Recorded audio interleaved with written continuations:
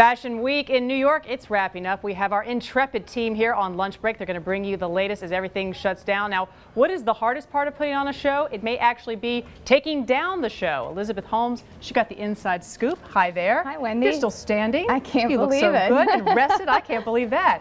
Tell us, whose show did you go behind the scenes with, and why is it so tricky to get these shows down and down quickly? So as a reporter, I'd been backstage a lot, and I'd seen sort of all of this activity that happened, and I thought, gosh, what is all of this and how fast do they have to do it? So I shadowed Tracy Reese, her show on Sunday, and they basically have about 15 to 20 minutes to kind of take everything down and clear out of the venue before the next show rolls in. So they spend weeks preparing for this, and then they have to sort of tear it all down and get it on a rented moving truck as fast as possible. Now this is happening over mostly at Lincoln Center this year, is that correct? Yes. Now why is it such a tight turnaround? Do they just not have multiple rooms, or more people demand certain venues just because that's the place you want to be? Well, there are about 75 designers that show in the tents, and they have a window of about 3 hours usually for a venue. So they take about 2 hours of that before the show, setting up and doing hair and makeup and getting everybody in their first looks.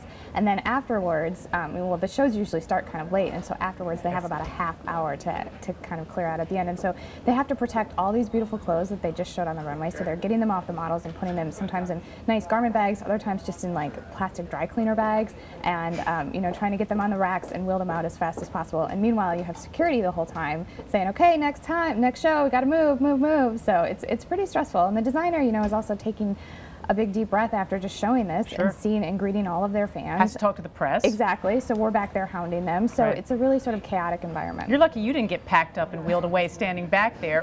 What are some of the things they do to make it easier on themselves? I mean, the organization must be key. I mean, do they have like directives on the bags, like hold in this hand, do this? So each look has a poster board size of instructions and a picture of the model and how it's supposed to look. So they know, so that's sort of the way they take inventory. So they know this is, you know, I need to get this earring and this shoe and this blouse, and I need to collect it all at once. And basically the people who dress the models, they're either junior employees of the company, or a lot of times they're temporary interns. So they're there for like 10 days. And so they're, you know, scrambling with the rest of them.